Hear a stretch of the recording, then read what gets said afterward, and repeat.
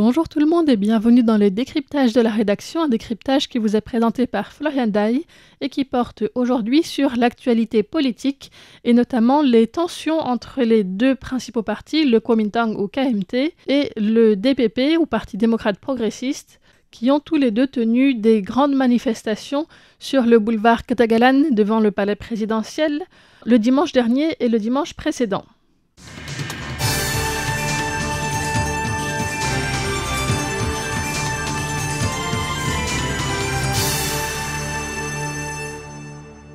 La première manifestation, il y a presque 10 jours, a été appelée conjointement par l'influenceur anticommuniste Bajong et par le fondateur de l'entreprise électronique UMC, Zhao Xingcheng, ou Robert Zhao, surnommé le loup Minnan, et a réuni de très nombreux habitants qui se sont rassemblés donc le 19 avril devant le palais présidentiel pour manifester leur colère face aux tentatives de Pékin d'annexer Taïwan par divers moyens. Bajong a dénoncé la collaboration du parti nationaliste KMT avec les communistes chinois au détriment des intérêts de Taïwan et a appelé les Taïwanais à soutenir la destitution des députés du KMT qui ont abusé de leur majorité au Parlement pour voter une coupe budgétaire déraisonnable et une réforme absurde paralysant totalement la Cour constitutionnelle. En riposte, le dimanche suivant, c'est-à-dire avant-hier, le 27 avril, le KMT a organisé au même endroit une grande manifestation appelée contre le communisme vert et l'autocratie, une expression qu'il utilise donc pour désigner le parti démocrate progressiste au pouvoir, le parti associé à la couleur verte. Le KMT a appelé ses partisans à se rassembler pour s'opposer donc aux différentes enquêtes, perquisitions et détentions menées contre des membres ou responsables locaux qui seraient impliqués dans la falsification de signatures dans le cadre de projets de destitution de députés du DPP. Pour rappel, il y a actuellement en cours plusieurs campagnes de destitution des députés à la fois du KMT et puis du DPP, donc qui sont pour la plupart dans la deuxième phase, qui consiste à récolter les signatures de 10% des électeurs de chaque circonscription concernée. De nombreuses accusations de falsification de signatures existent contre plusieurs membres du KMT et de l'opposition en général, et des perquisitions, gardes à vue, interrogatoires, libérations sous caution se sont multipliées ces 2 dernières semaines, notamment encore plusieurs hier et aujourd'hui, menées principalement par les bureaux des procureurs des villes de Taipei, du Nouveau Taipei, de Keelung et de Ilan. En réponse donc, plusieurs manifestations ont été organisées par le KMT devant le tribunal et devant le bureau du procureur, donc les lieux où les manifestations à Taïwan sont illégales, car la justice est censée rester neutre et pouvoir faire son travail sans pression politique, qui plus est, dans ce cas, une pression qui vient de la part du groupe majoritaire au Parlement, un groupe qui a justement déjà paralysé la Cour constitutionnelle, mais qui se place en victime de la dictature du président de la République Lai Ching-te et du Parti démocrate progressiste DPP. C'est aussi ce discours qui a été repris lors de la manifestation de dimanche, où le président du KMT, Eric Chu, Zhu Lilun, avait réuni le soutien de nombreuses personnalités comme le maire de Taipei, Jiang Wan'an, le président du Parti du peuple de Taïwan ou TPP, Huang Guochang, mais aussi l'ancien président Ma Ying-jeou ou encore le président du Parlement, Han Kuo-yu, qui sont tous les deux aussi du KMT. Le rassemblement a attiré environ 250 000 partisans selon les organisateurs. Cependant, des photographies aériennes de l'événement semblent contredire ce chiffre et soulèvent des doutes sur la réalité de l'affluence. Et d'autre part, certains ont pointé la présence de travailleurs migrants dans le cortège, avec la diffusion d'une vidéo montrant un Vietnamien interrogé dans la manifestation, qui, une fois la question traduite, a expliqué être venu parce qu'un vieil homme l'a amené là. D'autres vidéos le montrent avec un groupe de manifestants étrangers, portant tous des casquettes d'un député KMT de Hsinchu. Le député en question a nié avoir employé des étrangers pour grossir les rangs de la manifestation et expliqué avoir distribué les casquettes aux personnes présentes qui le souhaitaient parce qu'il pleuvait notamment. Le ministère du Travail a rappelé qu'il est interdit de demander à des employés de participer à une manifestation car cela est en dehors des termes du contrat d'emploi et a indiqué qu'il étudiera la situation en lien avec l'agence de l'immigration pour savoir s'il y a eu ou non enfreinte à la loi. Quoi qu'il en soit, au-delà de ces questions sur le nombre de supporters réels du KMT dans cette manifestation, il est indéniable que la foule était importante et que le KMT et le camp bleu en général ont su montrer leur désaccord avec la politique du DPP, qualifiée donc de communisme vert et d'autocratie. En ce qui concerne le président de la République Lai Ching-te en particulier, qui est également président du parti DPP, Eric Chu a dit qu'il est plus communiste que les communistes et plus fasciste que les fascistes, et il a appelé à sa destitution dès le 20 mai 2025, soit pile un an après sa prise de fonction à la tête de l'État. La loi indique en effet qu'un président et son vice-président, ou en l'occasion sa vice-présidente, ne peuvent pas être destitués la première année suivant leur prise de fonction.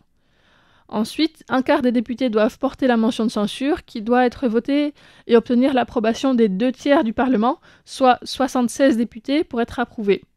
Actuellement, le camp Pan-Bleu, donc composé principalement du KMT, avec le TPP et deux députés indépendants, compte au total donc 62 députés contre 51 pour le DPP. Ainsi, il manquerait toujours à l'opposition 14 votes, ce qui fait que cet appel à destituer le président semble plutôt irréaliste. Il s'agirait plutôt d'une stratégie pour énergiser les soutiens et contre-attaquer, dans un contexte où le KMT peine à mobiliser ses bases et à récolter suffisamment de signatures pour destituer les députés de la majorité des différentes circonscriptions, ce qui est mis en évidence aussi par l'usage abondant de signatures falsifiées sur lesquelles les procureurs enquêtent actuellement. Il y a donc 15 procédures de destitution de députés du DPP qui sont pour l'instant en cours dans leur deuxième phase, et si 14 étaient démis avec succès, et que les députés pro-KMT étaient réélus dans ces circonscriptions-là, eh bien, ça deviendrait possible. Mais avec 35 procédures qui visent aussi la destitution de députés du KMT, ça rend la destitution du président Lai Ching-te très peu probable. Hier, Eric Chu a appelé l'ensemble des membres du KMT au niveau national, mais aussi au niveau plus local, de participer aux efforts pour récolter les signatures et faire campagne pour la destitution des députés du DPP. Il y a des actions au niveau national et pour le niveau local, tout le monde doit vraiment tout donner. Nous inclurons les résultats de cette deuxième phase de collecte de signatures pour la destitution des députés du DPP dans notre évaluation, qui seront annoncées afin que les partisans du camp bleu voient les efforts de nos conseillers et représentants locaux. Je pense qu'il s'agit d'une étape très importante pour la destitution de Lai Ching-te. En ce qui concerne l'annonce de la tentative de destitution de Lai Ching-te, Xu Zhaoxiang, professeur de politique à l'Université nationale Zhengzhou et qui appartient également au Parti du Peuple d'abord, un parti proche du KMT, explique qu'il s'agit surtout d'une question de dynamique et de motivation des troupes.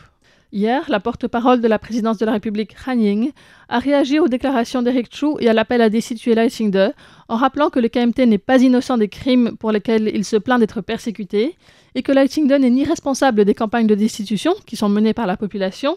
ni du travail d'enquête de la justice. Elle a également rappelé que c'est le KMT lui-même qui a amendé la loi sur les élections en décembre dernier, alourdissant les peines en cas de falsification de signatures et d'usurpation d'identité lors des campagnes de destitution, et a pointé l'ironie que le KMT se plaint maintenant que la loi qu'il a fait passer en force soit actuellement appliquée contre lui, alors qu'il utilise les noms de personnes décédées à tour de bras pour tenter de destituer les députés du DPP. Le KMT a d'abord violé la loi et n'a pas examiné cela. Et maintenant, il attise la haine et le populisme pour mobiliser ses membres. Le KMT et le TPP attaquent ensemble la justice et la démocratie. Nous demandons instamment au président du KMT, Eric Chu, des excuses publiques pour toutes ces actions grotesques et nous l'appelons à ne pas utiliser les luttes politiques pour détourner l'attention. Le parti au pouvoir et l'opposition devraient faire face ensemble aux défis de la situation internationale. Han Ying a insisté que le KMT se moque du DPP en l'appelant communisme vert, mais qu'il est incapable de se lever vraiment contre les communistes, contre le gouvernement chinois et l'autocratie réelle. Il y a en effet une certaine ironie à ce que le Kuomintang critique le DPP pour son autoritarisme et se poste en grand défenseur de la démocratie, alors que c'est le KMT qui a imposé une loi martiale entre 1947 et 1987 à Taïwan, faisant taire toute opposition par la violence, un passé qui n'est pas volontiers reconnu par le parti et contre lequel le DPP s'est élevé dès le début. Elle a aussi rappelé qu'aujourd'hui, même si les dirigeants du KMT sont condamnés à des amendes et convoqués pour des manifestations illégales ces dernières semaines, on ne peut pas dire qu'ils disparaîtront immédiatement dans un système juridique autoritaire qui les broiera en prison. De même, l'arrestation du leader du Parti du Peuple, Ko Wen-je, pour corruption a eu lieu indépendamment du président, les procureurs ayant fourni de nombreuses preuves des actes commis par l'ancien maire de Taipei. D'autre part, les hommes politiques du DPP, même des personnalités importantes comme l'ancien maire de Taoyuan, Cheng Wen-san, qui ont commis des délits similaires, risquent également des peines de prison. Quoi qu'il en soit, il faudra encore voir comment avanceront les campagnes de destitution des députés qui, elles, sont bel et bien en cours, et si le KMT lance vraiment un mouvement pour tenter de destituer le président de la République, Lai Ching-te.